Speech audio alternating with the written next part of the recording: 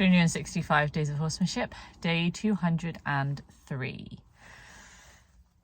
Pretty proud of myself today, actually.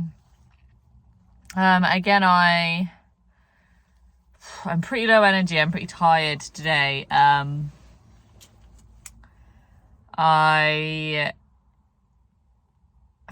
actually went out with a friend for a couple of drinks and had 2 cigarettes with her, which it's like been such a long time since I've had cigarettes, and I don't really know why I did. And like, I feel really like just lethargic today. Like, I've got a little headache here. I'm like definitely regretting my life choices, and it took me kind of like a while today to sort of mobilize up to the horses. And considering actually how low energy I was when I got here, and how low energy I am now, I've actually had some pretty good sessions, and I'm really pleased and proud of myself. So I started with Lawrence, and I must have spent nearly an hour with him. And it's really nice. Like, recently I've had a few sessions where I've like looked at the time after I finished and been like, oh, that was a really long time.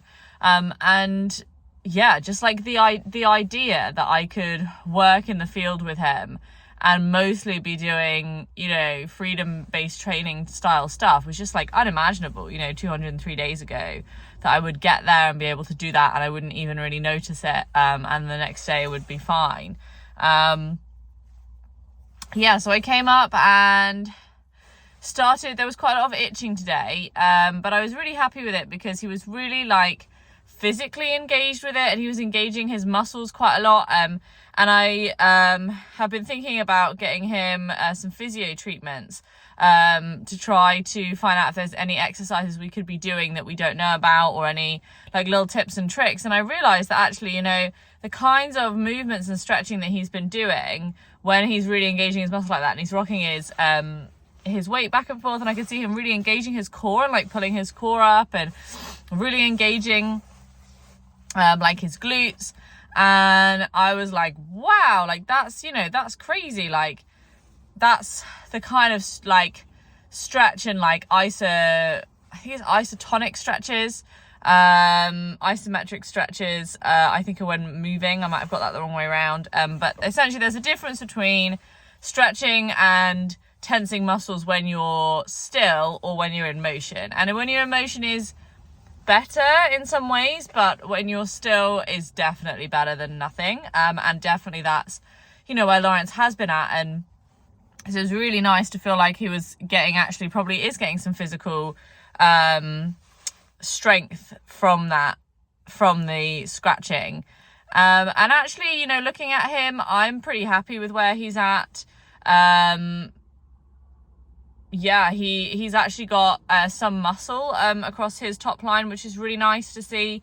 And the itching generally just feels like we're in a much more harmonious place with it. Like, he's much more trusting of me that I will follow his feel and I will follow his weight. And additionally, I think we're just understanding each other a lot better. The feet aren't moving, which was my goal.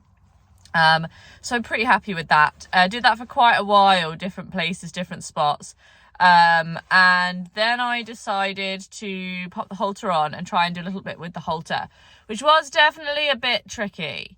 And it was really interesting because I can feel such a difference and see such a difference in him and his expression and his engagement when the halter's on versus when the halter's not on. Like, when the halter comes on, there's this expression that he has that I just don't see any other time.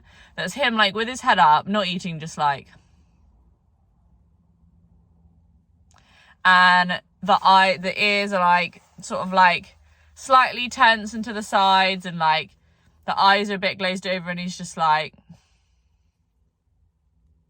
And I don't think I've ever really noticed a difference from that expression to another expression, but like the difference is so incredible. And so a lot of the session was essentially about bringing him out of that place. I did also, I wanted to work a little bit on Spanish walk, and it's difficult with him because he's just not very high energy. And if I try to bring his energy up, he gets afraid. So because it's much easier to turn fight into play than it is to turn flight into play.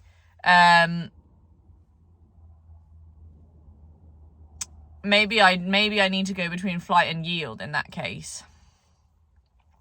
Maybe I need to work more on the yields, but I'm like slightly resistant to working on the yields because it's what I'm supposed to be working on with Elsa, and with the freedom-based training. But I mean, I guess all roads lead to Rome. If I'm gonna be able to do it with good feel and timing, then it should theoretically only have a positive impact on my work with the freedom-based training. And definitely, you know, there's a lot of resistance there. And if I'm thinking about putting the halter on, maybe to help him feel better about those things, help him feel better about moving his body, the same way as I did with Mia, where I put the pressure on until something got better, not until I got the result I was looking for. Like, I would ask to trot, and then I would release, not when she trotted, but when she felt better about me asking. And I think if I took the same approach with Lawrence, with yields, that could be quite powerful with creating a better association with those spots and with those yields. And that is potentially what I could work on with the halter on, maybe. Because there isn't much motivation for forwards movement, to be honest. So yeah, so it was a really good session. It was a really long session. I took the halter off. I had some nice moments. Took the halter off and put the rug back on. And I was able to get the rug off much more sympathetically. It was really good. I could tell there was some resistance, and I nearly lost him when I took the front off, and I could see he was going back to the grass. And I quickly started scratching him, and it was like, he was like, oh, she wanted me to take it off so she could scratch me. Oh, and it was like, I'd almost lost him right through, like, into disinterest, and then managed to pull him back, which I was really pleased about. Yeah, so I left it.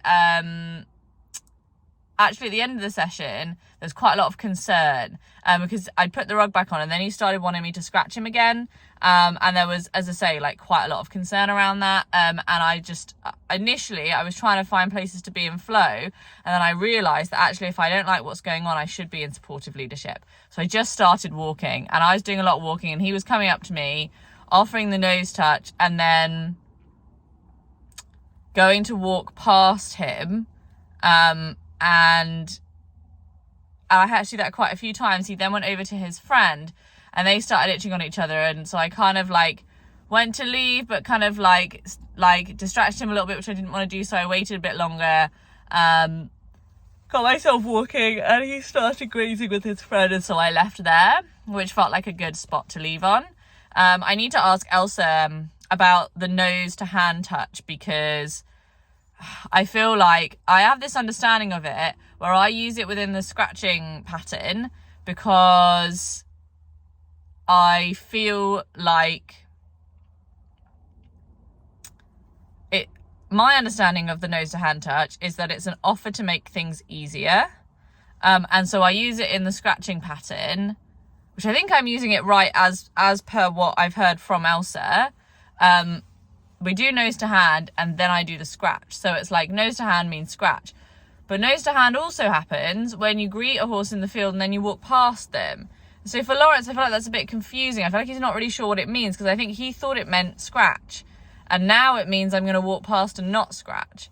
And it's not really making it easier for him. So I need to just discuss that with Elsa. The problem is because I haven't really done that much else. I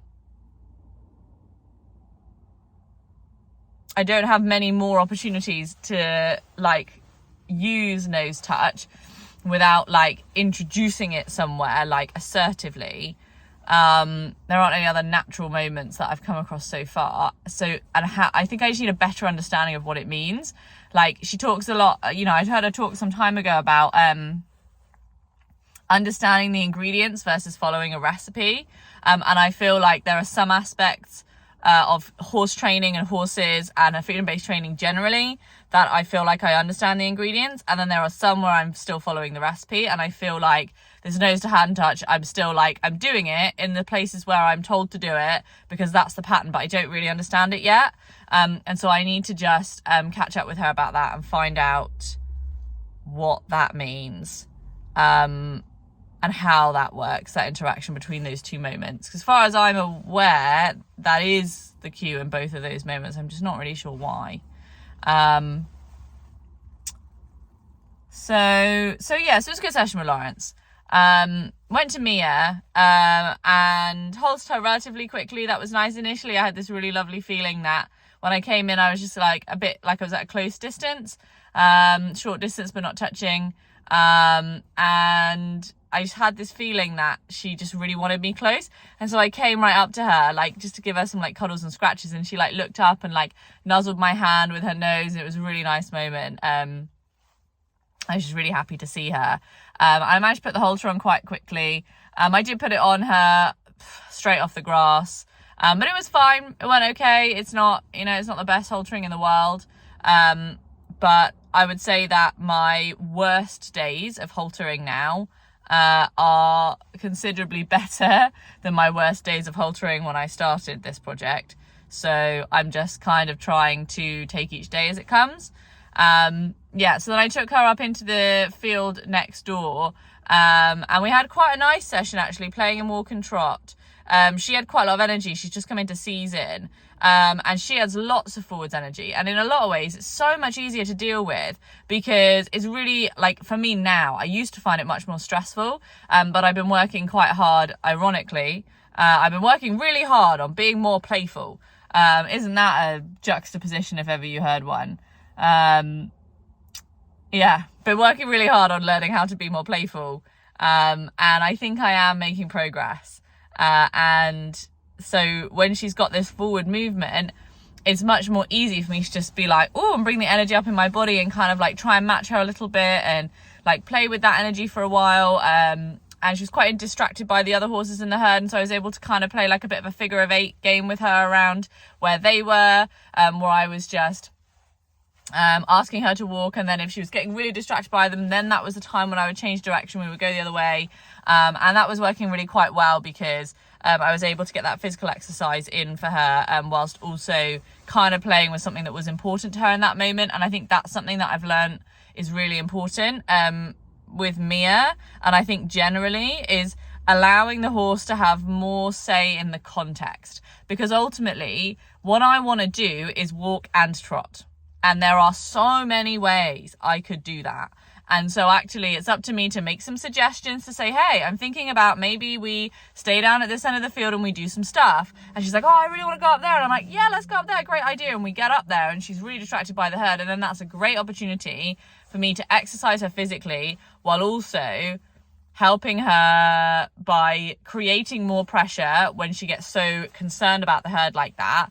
And then when the feeling is good, then being more in flow and having that more relaxed energy, and always trying to come back then after some time to that softer energy, because I think what happens is, like, I bring the energy up to match her, then after a while she starts getting annoyed that I'm so energetic, and then that's the time where I can be like, oh, isn't this so nice? And I get really soft with my energy. I'm like asking, these really like soft, and yeah, so that was really nice. It felt good. Yeah, it did feel good. I didn't really get to practice any mounting, which was frustrating. The problem is with me, I should never know where I'm going to go. So then I got to go get the chair from all the way over the other side, and I got to bring it down, and it just feels like a lot.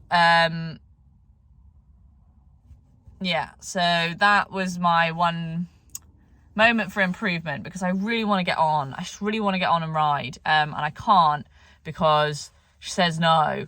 And I know we can get there. I just need to put the time in. But I also am here every day. I'm doing my best, and I've nearly finished my course now. I'm on the final home stretch. So I'm really busy, and soon I won't be as busy. And so I just need to breathe and take each day at a time, and just work with what I can each day. But it was a really good session. I'm really happy and proud of myself.